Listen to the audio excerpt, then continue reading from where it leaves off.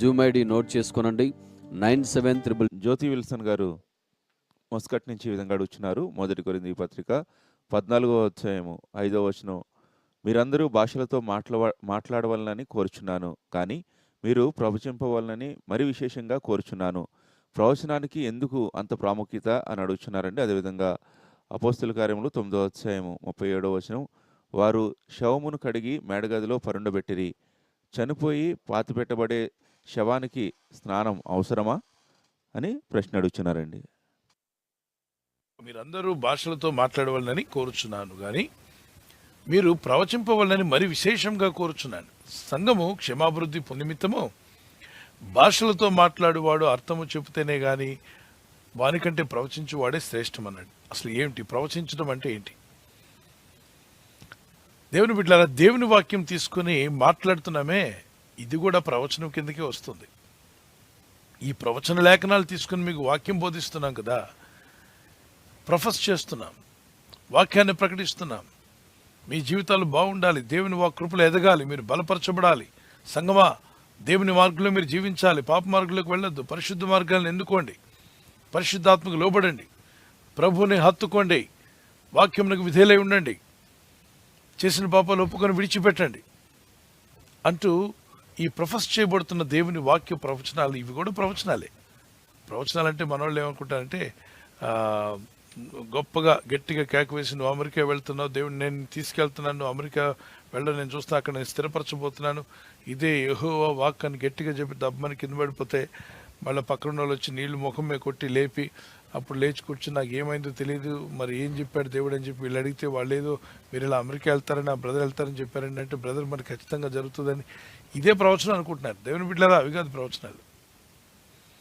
ప్రవచనాలు అనేవి దేవుని వాక్య లేఖనాల్లో నుండి ప్రవచనము క్షమాభివృద్ధి కలుగు చేస్తుంది. సంఘానికి క్షమాభివృద్ధి ఏం కలుగు చేస్తుంది చెప్పండి? దేవుని వాక్య ప్రకటన, పరిశుద్ధ దేవుని వాక్యం ప్రకటించడం, ప్రజలు ఆ వాక్యాన్ని విని బలపరచబడడం జరుగుతుంది.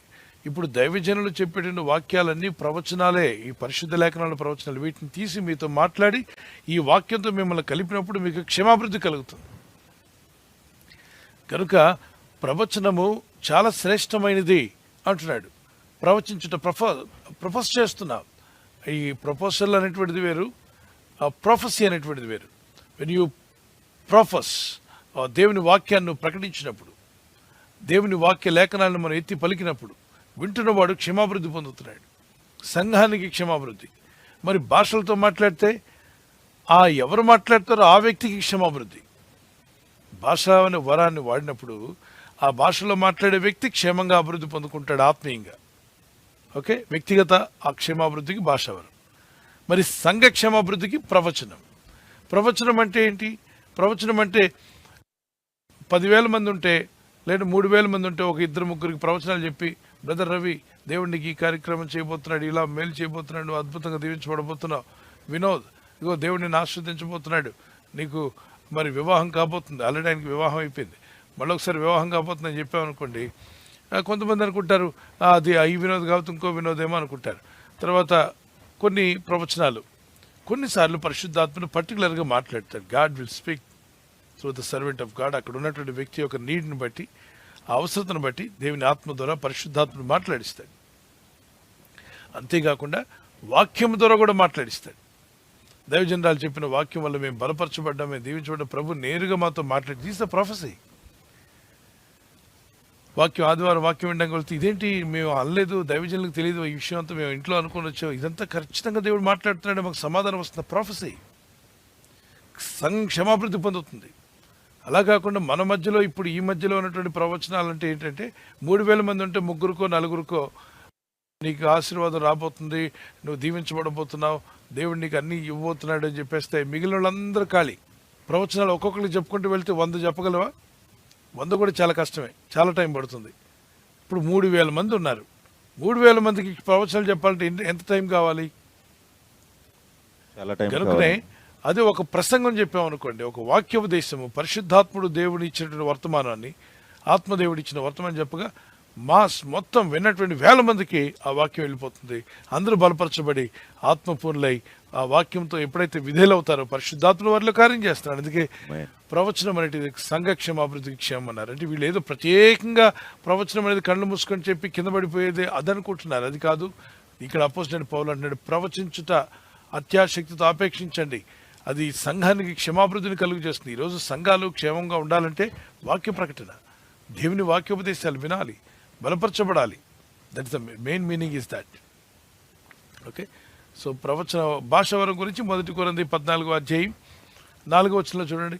మీరు 5వ వచనం అడిగారు. 4వ వచనంలో ఉంటుంది, భాషలతో మాట్లాడాడు తనకే క్షేమాభివృద్ధి కలుగు చేసుకున్నాడు కానీ ప్రవచించువాడు సంగమునకు క్షేమాభివృద్ధి కలుగు చేయును. భాషతో మాట్లాడేవాడు తనకు క్షేమాభివృద్ధి, ప్రవచించువాడు దేవుని ఏం ప్రవచించుట, దేవుని మాటలు తీసుకొని వాటిని దేవోక్తిని ప్రవచించినప్పుడు పరిశుద్ధాత్మ సహాయం ద్వారా సంఘమంతా వింటుంది. ఇప్పుడు ఎవరో ఒక వ్యక్తి కాదు, అందరూ విన్న వాళ్ళందరికీ క్షేమం కలుగుతుంది. God bless you. అలాగే పాస్టర్ గారు, చనిపోయి పాతిపెట్టబడే శవానికి స్నానం అవసరం అని అడుగుతున్నారు. అపోస్తల కార్యాలు 9:37లో. ఓకే, బిడ్డ పుట్టినప్పుడు మనం ఏం చేసాం, ఆ బిడ్డను కడిగి మరి ఆ తర్వాత ఆ బిడ్డకు డ్రెస్సులు తొడగడమో చేయడం ప్రారంభించారు. దేవుడు ఇచ్చినటువంటి దేహం మళ్ళా తిరిగి మట్టిలోకి వెళ్తున్నప్పుడు కూడా మర్యాదగానే మనం అప్పగించాలి. మట్టి నుండి వచ్చిన దేహాన్ని మట్టికి అప్పగిస్తున్నాం. ఆ దేహమును కడిగి దానికి వస్త్రాలు తొడిగి అంటే ఒక మర్యాద, ఒక రెస్పెక్ట్. ఎవరికి? చనిపోయిన వాడిని కూడా ఏదో కరివేపాకు పడేసినట్టుగా పడేయకూడదు. వాళ్ళు బతికి ఉన్నప్పుడు ఎంతో సేవలు చేశారు. ఆ దేహమే ఎన్నో సేవలు చేసింది, ఎంతోమందికి మేలు చేసింది. కాబట్టి ఇప్పుడు ఆ దేహం మట్టిలో కలవబోతుంది. దేవుడు చెప్పాడు కదా, మన్నైనది మట్టికి చేరినని. మరి ఆత్మ తను అనుగ్రహించిన దేవుని వద్దకు వెళ్ళిపోయింది. ఆత్మ వెళ్ళిపోయింది. చనిపోయిన వెంటనే హాస్పిటల్ అయినా ఇంట్లోనే ఎక్కడ చనిపోతారో అప్పుడే ఆత్మ శరీరం కలిసి ఉన్నాయి కదా, ఆత్మ విడిపోయి వెళ్ళిపోయింది. ఆత్మ అలా పైకి వెళ్ళిపోయింది. అక్కడ మీ మధ్య ఉన్నది ఏంటంటే బాడీ మాత్రమే. ఈ బాడీని మీరు దాన్ని కడిగి తీసుకువెళ్ళి 1 రోజు 2 రోజులు ఉంచిన తర్వాత తీసుకెళ్ళి సమాధి చేస్తారు. అందరూ వచ్చి చూస్తారని ఒక 2 రోజుల తర్వాత. సో దాన్ని కడిగి స్నానం చేయించి దాని తర్వాత బట్టలు తొడుగుతారు. దానిలో ఏదో ఉందని అనుకున్నక్కర్లేదు కానీ వీఆర్ గివింగ్ అ రెస్పెక్ట్. దేవుని యొక్క కృప ఆ కుటుంబంతటా రక్షణలోకి రావాలని సువార్త కూడా ప్రకటించడం జరుగుతుంది. ఆ ఇంటి వాళ్ళకి ఓదార్పు మాటలు ఉంటాయి. ఒక క్రమం, సంఘ క్రమం అది. God bless you.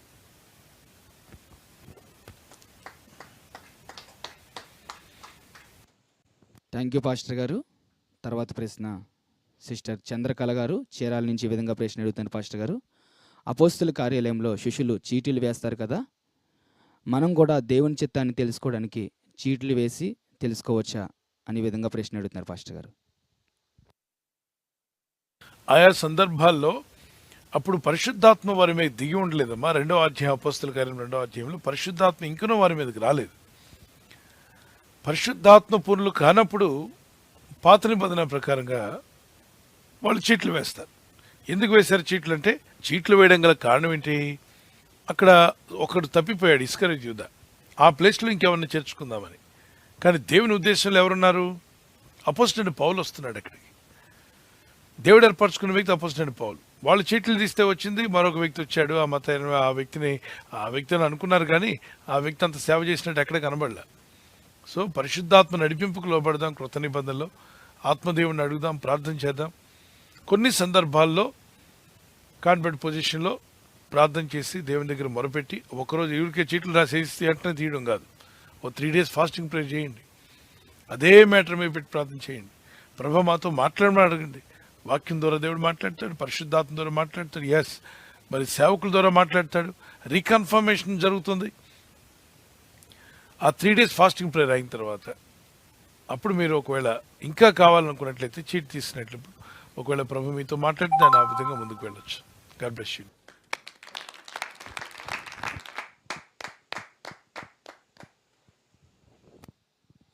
Thank you pastor గారు. సిస్టర్ శాంతి గారు కర్ణాటక నుంచి ఈ విధంగా ప్రశ్న అడుగుతున్నారు.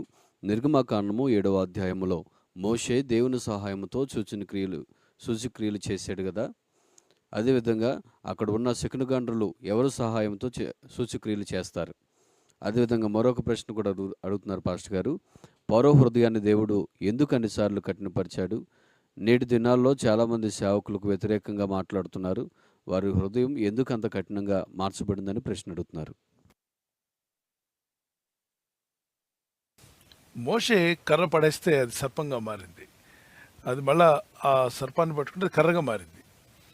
అదే కర్రను నీటిలో పెట్టినప్పుడు నీరు రక్తంగా మారింది. మళ్ళీ అదే కర్రను నీటిలో పెట్టగా రక్తంగా ఉన్న నీరంతా నీరుగా మారింది.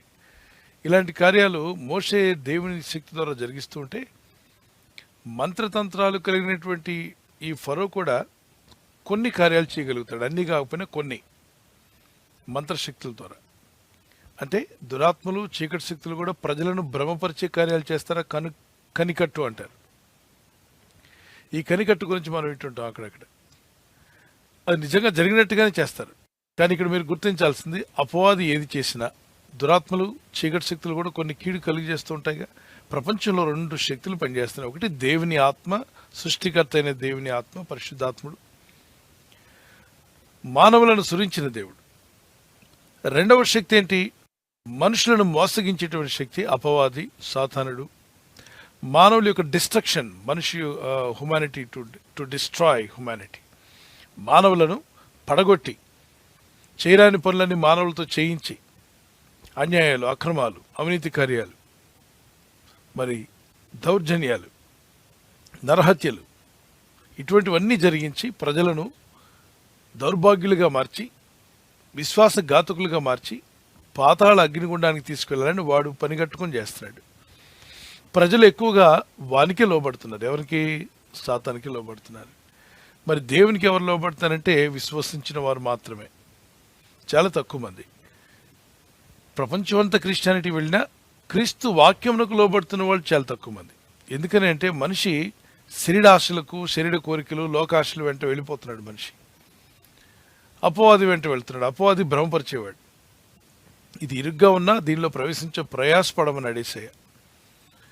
పరలోకానికి వెళ్ళే మార్గం ఇరుకు మార్గం అంటే, అయినా ప్రయాసపడాలి. దీనిలోనే వెళ్తాను, నేను ఇలాగే వెళ్తాను, ప్రభుతోనే ఉంటాను, అందరు రాకపోయినా పర్వాలేదు, నేను ఒంటరిగా అయినా ప్రభుతో ఉంటాను అని సత్యమార్గంలో నిలబడినప్పుడు ఏదో ఒక రోజున వాళ్ళతో తెలుసుకుంటారు. మరి ఏ శక్తి ద్వారా వాళ్ళంతా పనిచేశారంటే దురాత్మల వల్ల. దురాత్మలు కూడా కొన్ని కార్యక్రమాలు చేయగలవా? చేస్తాయి. ఇప్పుడు ప్రపంచంలో జరుగుతున్న అన్యాయం అంతా ఎవరు చేయిస్తున్నారు? దేవుడు కాదుగా, దుష్టాత్మలే కదా. అక్రమాలు ఎవరు చేస్తున్నారు చెప్పాలి? అన్యాయాలు, అక్రమాలను జరిగించేది ఎవరు? దుష్టుడు. దుష్టాత్మలు, చీకటి శక్తులు. మరి నరహత్యలు, మరి హత్యలు, అన్యాయాలు, అక్రమాలు, ఇవే కాదు, ఏ ప్రపంచంలో ఎన్నో జరుగుతున్నాయి. కీడు కలిగించేవన్నీ కూడా సాతాను యుద్ధ నుండి వస్తుంది. ఎందుకంటే యోహాను సువార్త 10:10 ప్రభు అన్నాడు, అపవాది దొంగతనము, హత్య, నాశనం చేయడానికి వస్తాయంట. వాడు వచ్చేది ఎందుకంటే దొంగిలించడానికి, హత్య చేయడానికి, నాశనం చేయడానికి వస్తున్నాడు. సో ప్రపంచవ్యాప్తంగా మానవ జాతిని మోసగించేవాడు. వాడు కూడా కొన్ని పవర్స్ ఇవ్వబడ్డాయి. ఈ పవర్స్ ఎక్కడవి, ఎక్కడి నుండి వచ్చాయి? ఆదాము యుద్ధ నుండి వాడు కాపీ కొట్టాడా? ఆదాము చేతిలో ఉన్న శక్తిని వాడు దొంగిలించాడా? అవును. దేవుడు ఆదాముకి ఇచ్చిన శక్తిని ఆదాము సాతానికి ఇచ్చేశాడు. అందుకే అపవాది అంటాడు లూకాసు వార్త 4:6-7 ఇదంతా నాకు అప్పగించబడి ఉంది, నాకు అప్పగించారు ఒక అతను, కాబట్టి నేను ఎవరికి ఇవ్వాలంటే వాళ్ళకి ఇస్తాను. ఈ లోకరాజ్యం యొక్క మహిమ నా చేతుల్లో ఉంది. ఎలా వచ్చింది నా సాతాను నీ చేతి కంటే? ఒకళ్ళు అప్పగించారు. ఎవరు అప్పగించింది? చెప్పాలి త్వరగా. ఎవరు? మీ నాన్నగారా? ఆదము అంటే ఎవరు? మానవులందరి నాన్నగారు అనమాట. మానవులందరికీ తండ్రి, మొదటివాడు, మొదటి మనుషుడు. సో నానే అవుతాడు మరి అందరికీ. దేవుడు అతని చేతిలో పెట్టుకోమంటే దాన్ని తీసుకెళ్లి సాతాను చేతికి అప్పగించాడు. ఇప్పుడు వాడు ఏలుబడి చేస్తున్నాడు. ఆ పవర్స్ ద్వారా కీడు చేస్తున్నాడు. మంచిగా వాడాల్సిన శక్తిని చెడుకు వాడుతున్నాడు. ఇప్పుడు మీరు ఒక కంప్యూటరు, ఒక ల్యాప్టాప్, ఒక మొబైల్ ఫోన్ ఇస్తే దాన్ని చెడుకు వాడేవాళ్ళు ఎంతోమంది ఉన్నారు, మంచిగా వాడేవాళ్ళు కొందరున్నారు. సో దుష్టాత్మలు, దుష్ట శక్తులు అవి కీడు కలిగించడానికి వాడుతున్నాయి. సరే, ఇక్కడ మీరు గుర్తించాల్సింది ఏంటి? మోషే కర్ర కానీ సర్పం అయింది. మరి మాంత్రికులు కూడా ఐగుప్తులో ఫరో దగ్గర ఉన్న మాంత్రికులతో చెప్పినప్పుడు వాళ్ళు కూడా పడేస్తే వారి కర్రలో కూడా పాములు అయ్యాయి. ఇప్పుడు మోషే కర్ర పాము ఉంది, వాళ్ళ కర్రలన్నీ కూడా పాములు అయ్యాయి. ఇప్పుడు ఎవరి పవర్ శక్తివంతమైంది? ఎవరిది గొప్పది? ఎవరి శక్తి గొప్పది? ఎవరిది దేవుని శక్తి ఏంటి? మనం ఎవరి శక్తి వైపు నిలబడాలి అని ఎలా తెలుస్తుంది? మరి మోషే కర్ర పడేసినప్పుడు తయారైనటువంటి సర్పం వెళ్ళి మాంత్రికులు పడేసిన కర్రలు ఉన్నాయి కదా, అవన్నీ సర్పాలేగా. ప్రతి సర్పాన్ని ఇది మింగేసింది. ఎవరి సర్పం చెప్పాలి? మోషే గారి సర్పం. ఇప్పుడు వాళ్ళ సర్పాలన్నీ పోయాయి, వాడు పడేసిన కర్రలు కూడా పోయాయి. ఇప్పుడు మోషే గారు వెళ్ళి దాన్ని తోక పట్టుకోగానే అది మళ్ళీ కర్ర అయిపోయింది. ఇప్పుడు నాతో మీరు చెప్పండి, మాంత్రికులు వారు కర్రలు పడేశారు, పాములు అయ్యాయి. మోషే కూడా కర్ర పడేశాడు దేవుని శక్తి ద్వారా, ఇది కూడా పాము అయింది. ఎవరు గెలిచారు అల్టిమేట్గా? అంటే దేవుని శక్తి, అపవాద శక్తి. ఇప్పుడు వాళ్ళు ఉన్న కర్రలు పోయాయి, పాములు పోయాయి, కర్రలు పోయాయి. సో మొత్తానికి అందువల్ల దేవుని బిడ్డలారా, దేవుని పక్షంగా నువ్వు నిలబడడం వల్ల అపవాది ఏది పడేసినా అది తొలగిపోతే నీకు ఏ హాని చేయదు, నువ్వే జయించబోతున్నావు. అల్టిమేట్ గా జయం నీదే. అందుకే లూకాసు వార్త 10:19 ఏది ఎంత మాత్రం మీకు హాని చేయదు, ధైర్యంగా ఉండమని యేసయ్య చెప్పాడు. లూకాసు వార్త 10:19. 8వ అధ్యాయం రోమాపత్రిక 1-2 వచనాలు అంటాడు ఏమనంటే, క్రీస్తు యేసునందున్న వారికి ఏ శిక్షా విధి లేదు. మంత్రాలు తంత్రాలు ఏవి మన మీద పనిచేయవు. నిమ్మకాయలు, కోడి రక్తం, మేక రక్తం, ఏ రక్తంతో రక్తం ముద్దని, ఆ ముద్దని, చేతబడులని, ఏ బడి పనిచేయదు. దేవుని కృప మీకు తోడే ఉండగా. ఆమేన్. God bless you. మరో ప్రశ్న కూడా అడిగారా? ఆ ఫరో హృదయం ఎందుకు కఠినమైంది? అతను హృదయంలో ఉన్న వేషధారణ దేవునికి తెలుసమ్మా. అతని వేషధారణ ఏంటంటే, ఏనాటికైనా దేవునికి లోపడాలనే మనసు అతనికి లేదు. కాబట్టి దేవుని శక్తి అంటే అతనికి చూపించాలి. 400 సంవత్సరాల పైన ఇజ్రాయేలీలందరినీ బానిసలు చేసి వాళ్ళ కష్టార్జితం అంతా వాడుకొని దోచుకున్నాడు. ఇప్పుడు ఈరోజు ఊరికి వెళ్ళిపోతేలా? వాడికి బుద్ధి వచ్చేదాకా దేవుడు బుద్ధి చెప్పాలి కదా. కాబట్టి దుష్టులకు దేవుడు బుద్ధి చెప్పేదాకా అంటాడు. మూర్ఖుని రోడ్లో పడేసి దంచినా కూడా వాడి మూర్ఖత పోదట. కాబట్టి మూర్ఖుడైనటువంటి ఈ ఫరోని దేవుని ఉగ్రత అనే రోడ్లో పడేసి దంచారు. సో ఈరోజు కూడా చాలామంది కఠినత్వాన్ని కోరుకుంటున్నారు. కొందరు ఎందుకు అలా కఠినలుగా మారుతున్నారంటే, దేవుని ఆత్మ గద్దిస్తుంది. అందుకంటే కొంచెమైనా దైవాత్మ ఉన్నవాడు ఆ పని చేయడు అన్నాడు. అంటే దేవుని ఆత్మ కొంచెం తాకిడి ఉన్నా కూడా మనం ఆ పని చేయమట. మరి దూషించడం, వ్యతిరేకించడం, కావాలని చెప్పి హేళన చేయడం, ఇష్టానుసారంగా అంటే నటిస్తూ, వాక్యం అర్థమవుతున్న వాక్యం అర్థం కానట్టు నటిస్తూ, వాక్యానికి పెడార్థాలు, వాక్యం కరెక్ట్గా ఉన్నప్పుడు దానికి పెడార్థాలు తీయడం, రకరకాలుగా చెప్పుకుంటూ ఏదో వాళ్ళు అనుకున్నదే గెలవాలనుకునే వాళ్ళు కొంతమంది ఉంటారు. వాళ్ళ హృదయాలు కఠినపరుచుకుంటున్నారు. అందుకే 3వ అధ్యాయం 8-9 వచనాల్లో హెబ్రీ పత్రికలు అంటాడు, పరిశుద్ధాత్మ మిమ్మల్ని గద్దించినప్పుడు మీ హృదయాలను కఠినపరచుకోకండి, పశ్చాత్తాపడండి. చూడండి, నేడు మీరు ఆయన శబ్దమును విని ఎడల అరణ్యములో శోధన దినమందు కోపం పుట్టించినప్పటి వలె మీ హృదయములను కఠినపరచుకొనకుడి. పరిశుద్ధాత్మను మాట్లాడుతున్నప్పుడు మన హృదయాలు కఠినపరచుకోకూడదట. 7వ వచనం కూడా చదవండి, 3:7. మరియు పరిశుద్ధాత్మ ఇట్లు చెప్పుచున్నాడు. ఇది చెప్పేది పరిశుద్ధాత్ముడే. ఏమంటున్నాడు 8వ వచనంలో?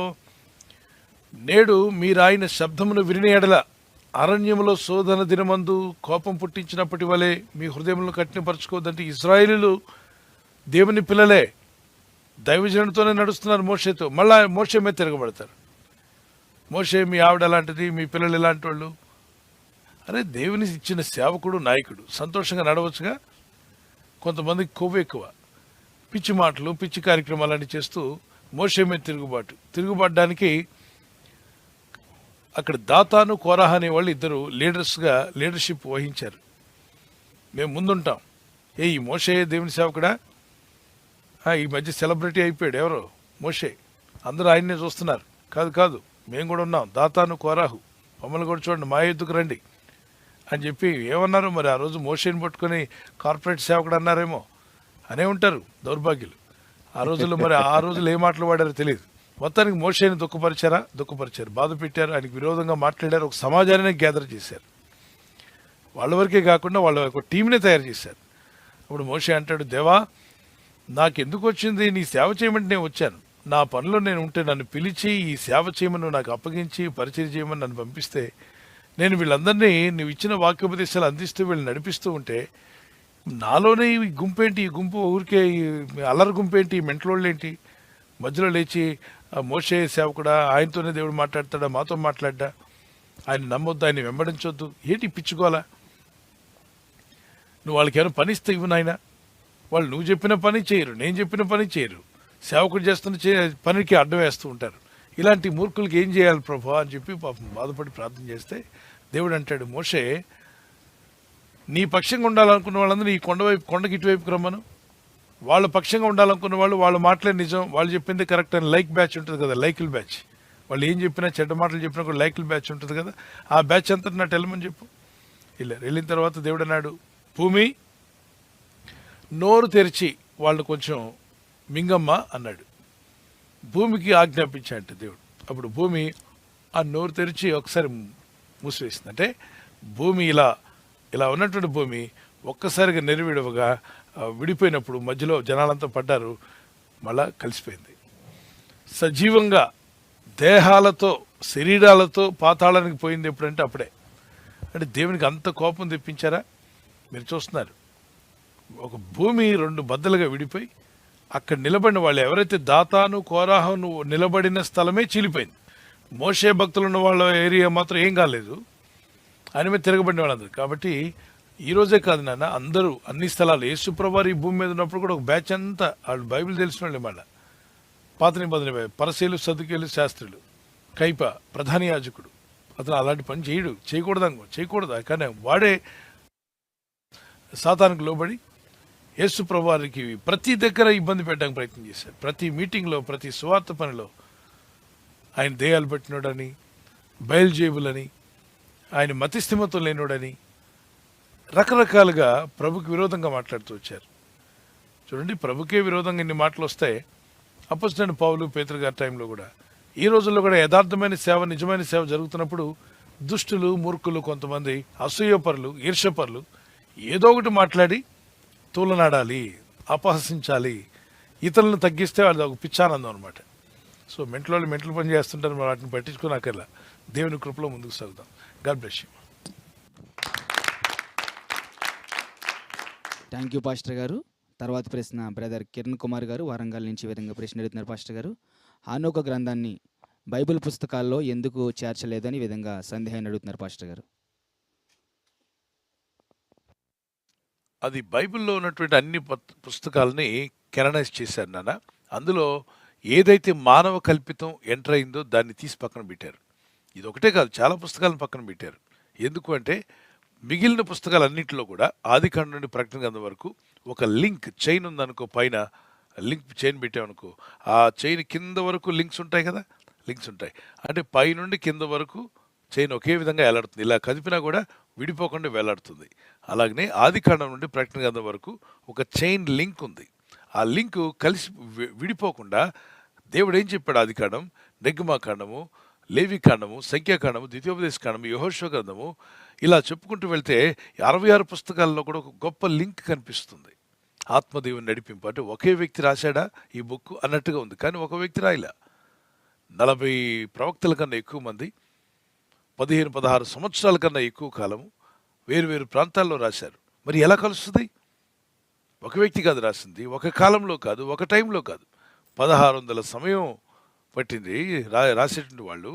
కానీ ఒకే వ్యక్తి రాయలేదు. అప్పుడు ఒక వ్యక్తిని, ఇప్పుడు ఒక వ్యక్తిని రాయించారు. మరి అంతా ఒకే విధంగా లింక్గా ఉంది, అంతా ఒక వ్యక్తి రాసినట్టుంది. ఖచ్చితంగా రాసిన వాళ్ళు వేరైనా, కాలాలు వేరైనా, రాయించిన వాడు ఒక్కడే, ఆయన పరిశుద్ధాత్మ దేవుడు. దేవునికి స్తోత్రం కలుగునుగాక. హల్లెలూయా. గనుక ఆ లింక్లో ఏదైతే కలవట్లేదు, ఏ బుక్ అయితే కలవకుండా మానవ కల్పితం దానిలో చొప్పించారో ఆ పుస్తకాలు బైబిల్లో ఉన్నటువంటి లేఖనాలతో సరిపోల్చడానికి వీలు పడట్లా. కాబట్టి వాటిని తీసి పక్కన పెట్టారు. హానోకు మంచిగా చెప్పుంటాడు కొన్ని గ్రంథాలు, కొన్ని విషయాలు. కానీ మనోళ్ళు కొంతమంది ఉన్నారు కదా, ఈ బురద మైండ్ ఉన్నటువంటి వాళ్ళు వెళ్ళి వాళ్ళు పుస్తకాలు, కొన్ని విషయాలు వాళ్ళు కూడా రాసి దానిలో చొప్పించారు. వాటిని మనం దేవుని వాక్యంగా తీసుకోవడానికి లేదు. అందువల్లే హానో గ్రంథంలో ఏదో సత్యం దాగి ఉంది, మర్మం దాగి ఉంది. హానో గ్రంథం బయట పెట్టట్లు అందరూ దాచేశారు. వెళ్ళి చదువు, ఏం దాసేలా, ఎక్కడ మ్యూజియంలో కూడా ఉందంటే వెళ్ళి తీసుకుని చదవండి. లేనిపోయిన దెయ్యాలు పట్టించుకోండి.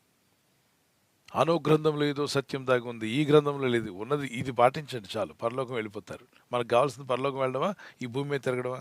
పరలోకం వెళ్ళడం అండి. పరలోకం వెళ్ళాలి. ఈ భూమి మీద జీవించినంత కాలం దేవుని మార్గంలో జీవించాలి. దానికి ఈ పుస్తకం, దేవుని వాక్యము, 66 పుస్తకాలు సరిపోతాయి. ఆనో గ్రంథంలో ఏదో మర్మం దాగిపోయింది, దానిలో ఉన్న రహస్యాలు బయటికి రావాలి. ఏమి లేవు. అది చదివితే లేనిపోయిన పిచ్చెక్కించుకున్న వాళ్ళు చాలామంది ఉన్నారు. పిచ్చెక్కించుకోకండి. దేవదూతలు వచ్చాయి, ఎవరితో తిరిగాయి, మరి వాటిని బంధించేస్తే ఇప్పుడు కూడా ఎత్తైన బిడ్డలు వాళ్ళు అక్కడక్కడ జన్మిస్తున్నారు, వాళ్ళు దేవదూతలతో తిరిగారా? పిచ్చి మాటలు. డిఎన్ఏలో మార్పులు చేయగలవు, మనిషి యొక్క దేహంలో మార్పులు చేయగలుగుతున్నాయి దురాత్మలు, మనిషి దేహంలో అనారోగ్యం కలుగు చేయగలుగుతున్నాయి. వాటిని ప్రభు గద్దించినప్పుడు వెళ్ళిపోలా. 18 సంవత్సరాలు ఆమె నడుమంతా వంగిపోయింది.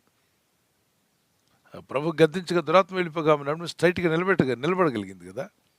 సో గుర్తుపెట్టుకోండి, దేవుడు మనల్ని ఎంతగానో ప్రేమిస్తున్నాడు. అందుకే ఈ యొక్క జీవగ్రంథాన్ని మనకి ఇచ్చాడు. ఈ పుస్తకం చదివితే చాలట. అంటే యేసు ప్రభువు చేసిన అద్భుతాలు ఎన్నో తెలుసా? అవి రాయడానికి భూమి అంత పుస్తకం సరిపోదంట. భూమి అంత పుస్తకం ఉన్నా సరిపోదు. అంత గొప్ప అద్భుతాలు యేసయ్య చేశాడు. కానీ ఎందుకని కొన్ని రాయబడ్డాయి? ఆయన దేవుని కుమారుడని, నిత్యజీవం పొందడానికి ఆయన విశ్వాసం ఉంచితే సరిపోతుందని, అంతవరకు తెలియబడితే చాలు, నిత్యజీవం పొందుకోవడానికి కావాల్సిన అవసరమైన ఇన్ఫర్మేషన్ ఇక్కడ ఇచ్చారు. అది సరిపోతుంది. ఓకే, గాడ్ బ్లెస్ యు నాన్న.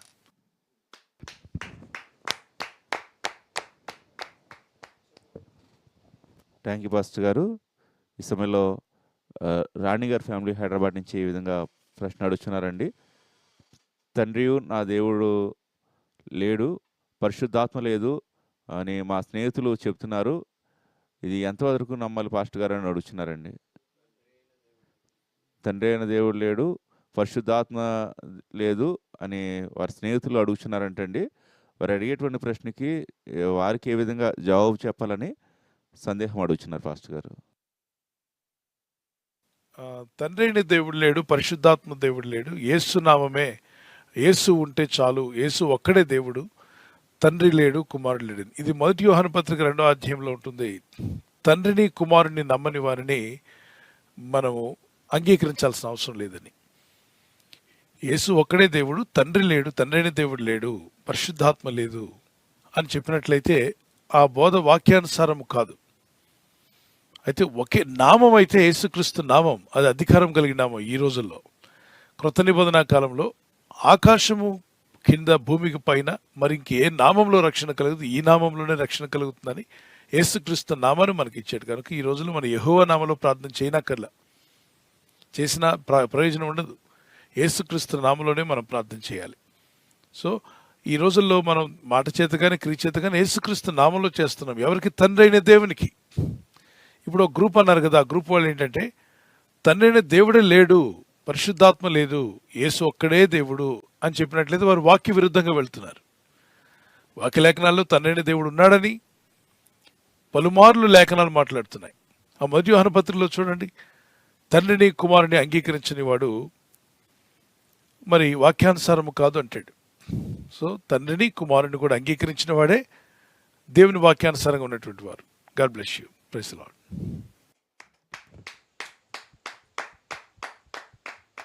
థ్యాంక్ యూ పాస్టర్ గారు.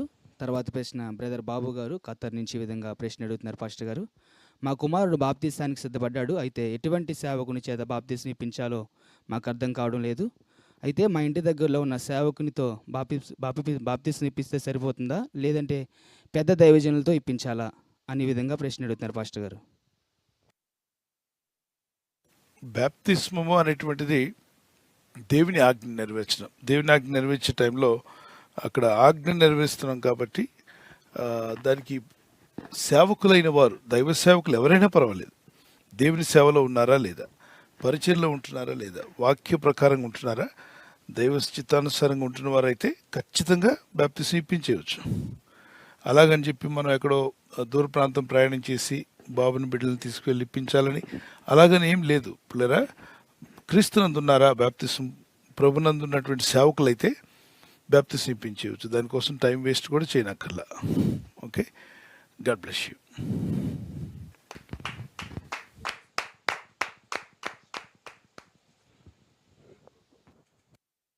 థ్యాంక్ యూ పాస్టర్ గారు. సహోదరి కిరీట గారు ఈ విధంగా ప్రశ్న అడుగుతున్నారు కర్ణాటక నుంచి. రక్షించబడిన వారు కుటుంబస్తులు వివాహానికి వెళ్ళినప్పుడు తాంబూలం తీసుకోవచ్చని ప్రశ్న అడుగుతున్నారండి.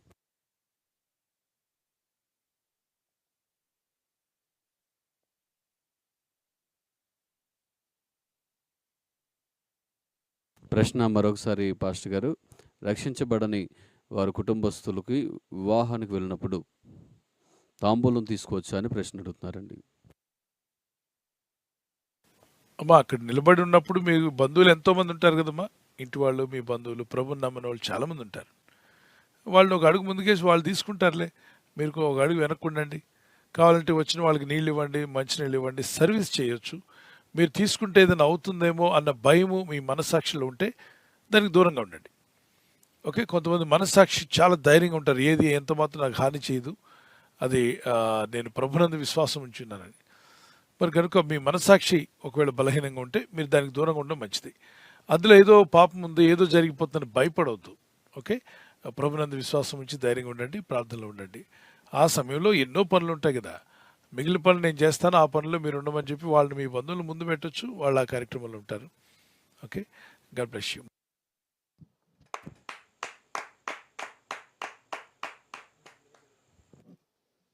థ్యాంక్ యూ పాస్టర్ గారు. తర్వాత ప్రశ్న సుధారాణి గారు విశాఖపట్నం నుంచి అడుగుతున్నారండి. మనకంటే వయసులో పెద్దవారైన స్త్రీల్ని వివాహం చేసుకోవచ్చని ఇతరులు అడుగుతున్నారంటండి సహోదరిని. దానికి సమాధానం అడుగుతున్నారు పాస్టర్ గారు. దేవుని వాక్య లేఖనాలు మనం గమనించినప్పుడు మొదటిగా దేవుడు ఆదామును కలుగు చేసిన తర్వాత అవను చేసినట్టుగా మనం చూస్తున్నాం. అదే విధంగా అబ్రహాము వివాహం చేసుకున్న సారాకు అబ్రహాంకి, అబ్రహాం పెద్దవాడుగా ఉన్నాడు, సారా చిన్నదిగా ఉంది. ఇంకా అలా చెప్పుకుంటూ వెళ్తే అనేక చోట్ల ఆ విధంగా వివాహాలు జరుగుతూ వచ్చాయి. పెద్దలు కూడా దాన్ని ఎందుకు గమనించారంటే ఇంటి యజమానుడు ఎప్పుడు పెద్దవాడై ఉంటే ఎటువంటి సమస్యలైనా తాను ఇంట్లో ఉన్న సమస్యలు కానీ ఇంటి చుట్టూ ఉన్న విషయాలు కానీ తాను ఎదిగినవాడుగా ఉంటాడు, బుద్ధిమంతుడిగా ఉంటాడు, కొంత జ్ఞానం ఉంటుంది. కాబట్టి తనని, తన భార్యను, తన పిల్లలను మంచిగా నడిపించుకోగలడనే ఉద్దేశంతోనే నడిపించారు. అయితే ఇది ఆజ్ఞ అయితే లేదు. ఏంటి, చిన్న వయసు ఉన్న అమ్మాయిని పెద్ద వయసు ఉన్న వ్యక్తిని చేసుకోకూడదు అనే ఆజ్ఞ అయితే ఇవ్వబడలేదు. అయితే గమనించాలి, ఆజ్ఞ ఇవ్వబడలేదు. కానీ మనం ఆలోచన తీసుకున్నట్లయితే ఆదాము మొదటిగా కలుగు చేయబడి తర్వాత సృజించబడింది ఎవరంటే అవ్వ. ఇప్పుడు అబ్రహాము సారాల వయసులో చూడవచ్చు, మిగిలిన వాళ్ళ వయసులో ఎక్కడ మనకు అక్కడ రాయట్లేదు దేవుడు.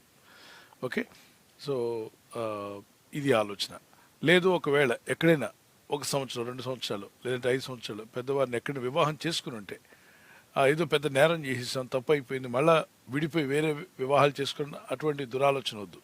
మీకు వివాహం అయిపోయింది, భార్యాభర్తలుగా జీవిస్తున్నారు, జీవించండి, కొనసాగండి. ఆల్రెడీ వివాహాలు అయిపోయాయి, వివాహాలు చేసుకోవాలనుకుంటున్నారు, ఎక్కడో 6 నెలల్లో, సంవత్సరం తేడా ఉంది, అయినా కూడా చేసుకోండి, no problem. That's not a big issue. అది పెద్ద నేరం కింద కాదు. పరిశుద్ధ వివాహం, ఇద్దరు కూడా ఇరువైపుల పేరెంట్స్ ఒప్పుకున్నారు, మీరిద్దరు కూడా ఇష్టపడ్డారు, వివాహం చేసుకోవాలనుకుంటున్నారంటే అందులో ఏదో పాపం దాగి ఉంది, ఏదో దోషం దాగి ఉంది అన్నట్టుగా ఫీల్ అవ్వకండి. అది ఆజ్ఞగా దేవుడు పెద్ద వయసు ఉన్న వ్యక్తిని చేసుకుంటే నీకు శిక్ష కలుగుతుంది, నిన్ను నరకానికి పంపిస్తాను అనే మాటలు మాత్రం లేవు. ఆలోచన ఇవ్వబడింది అని చెప్పి పెద్ద వయసు వారిని చేసుకోమని ఎంకరేజ్మెంట్గా దీన్ని తీసుకోకూడదు. ఒకవేళ కొన్ని నెలలు, కొన్ని సంవత్సరాలు తేడా ఉన్నప్పటికి కూడా వారిద్దరూ ముందు తెలియలా. ఈ మధ్య చాలామంది ముందే ప్రమాణాలు దిగిపోతున్నారు. తర్వాత పెళ్లి దాకా వచ్చినప్పుడు అప్పుడు డేట్ ఆఫ్ బర్త్లు బయలుపరుస్తున్నారు. అప్పటిదాకా డేట్ ఆఫ్ బర్త్లు చూసుకోకుండానే ప్రేమ కార్యక్రమాలు సాగించి కొన్నాళ్ళు పోయిన తర్వాత ఆ డేట్ తేడా ఉంది కాబట్టి నువ్వు నాకంటే పెద్దదాన్ని కనుక నేను చేసుకోను. మరి ఈ బుద్ధి ఉండాలిగా, ముందే డేట్ ఆఫ్ బర్త్ ముందే తెలుసుకోవాలిగా. తిరగడన్నాళ్ళు తిరిగి వాళ్ళని అపవిత్రమైన మార్గంలో తిప్పి తర్వాత ఇప్పుడు వివాహం చేసుకొని, ఎందుకంటే నీ వయసు పెద్దది అంటున్నాడు. అంటే వీడు గోడ మీద ఉన్న పిల్లలు లాంటి వాడు. వీడు చేశాడు, తప్పు చేశాడు, తప్పుగా ప్రవర్తించాడు, భర్తగా ఉంటా అన్నాడు, మళ్ళీ ఇప్పుడు నిండా ముంచడానికి తయారయ్యాడు. ఏంటి వంక అంటే డేట్ ఆఫ్ బర్త్ చూపిస్తున్నాడు. అంటే నువ్వు చేసిన తప్పిదం అంతా పక్కకు పోతుంది అనుకుంటున్నావా? పోదు. తప్పనిసరిగా మీరు ఇద్దరు వివాహం చేసుకోవాలనుకున్నట్లయితే పెద్దలతో మాట్లాడి, సేవకులతో మాట్లాడి వివాహం జరిగించేసి సమాధానంగా బతకండి. ఇంకా వయసు పెద్దదా, చిన్నదా, కులమా, ఆ కులమా, ఈ కులమా, పెద్ద కులమా, చిన్న కులం పక్కన పెట్టండి. ఏక మనసుతో ముందుకు సాగండి. ఇది ముందుగా ఆల్రెడీ ఎవరైతే డిసైడ్ అయ్యారో, చేసుకోవాలని అనుకున్నారు, ఇద్దరు కూడా నిర్ణయించుకున్నారు.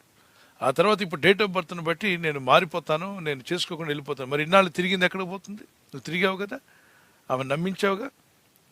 నయవంచన చేయొచ్చా? ద్రోహం చేయకూడదు కదా. కాబట్టి వివాహానికి సిద్ధపడి వివాహం చేసుకోండి. అందుకే మీ పెళ్ళికి ముందే, ఈ ప్రేమల్లో వాటిలో పడకముందే ఈ వివరాలన్నీ తెలుసుకోకుండా తొందరపడకండి. ఓకే. ఎవరిని వివాహం అయిపోయి ఉంటే వాళ్ళని బట్టి తప్పు పట్టద్దు. ఒకవేళ పరస్త్రీని వివాహం చేసుకుంటా అని చెప్పి భర్త ఉన్న స్త్రీ దగ్గరికి వెళ్ళి దేవుడు నాకు చెప్తున్నాడు నేను చేసుకోమన్నాడు అని చెప్పి దౌర్భాగ్యులు కొందరు కనబడ్డారు ఈ మధ్య. అక్కడక్కడ దేవుడు నాకు దర్శనంలో చూపించాడండి, ఆమెనే చేసుకోమన్నాడు.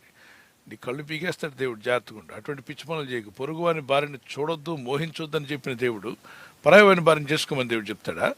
లేదే. ఒకవేళ ఆమె విధవరాలు అనుకోండి, భర్త చనిపోయి ఉన్నట్లయితే ఆమె వివాహానికి వారి యొక్క బంధుమిత్రులందరూ కూడా ఈ బిడ్డ ఒంటరిగా ఉంటే మరి తనని ఎవరు నడిపిస్తారు, ఎవరు చూసుకుంటారని చెప్పి వివాహానికి రెడీ చేసి ఉంటే అప్పుడు ఒక వ్యక్తి వివాహం చేసుకోవడానికి సిద్ధపడినట్లయితే ఇది పెద్దల మధ్యలో ఉండి ఆత్మీయులుగా వారు సిద్ధపడి ఉంటే పెద్దలతో మాట్లాడి సేవకులతో మాట్లాడి వివాహం జరిపించవచ్చు. అలా జరిగిన వివాహాలు కూడా చాలా ఉన్నాయి. సో ఏదైనా ఆత్మ నడిపింపు, పెద్దలు సలహాలు కూడా తీసుకోకుండా తొందరపాటు వల్ల మీరు ఇబ్బంది పడాల్సి ఉంటుంది. God bless you. దేవుడు మిమ్మల్ని దీవించుగాక.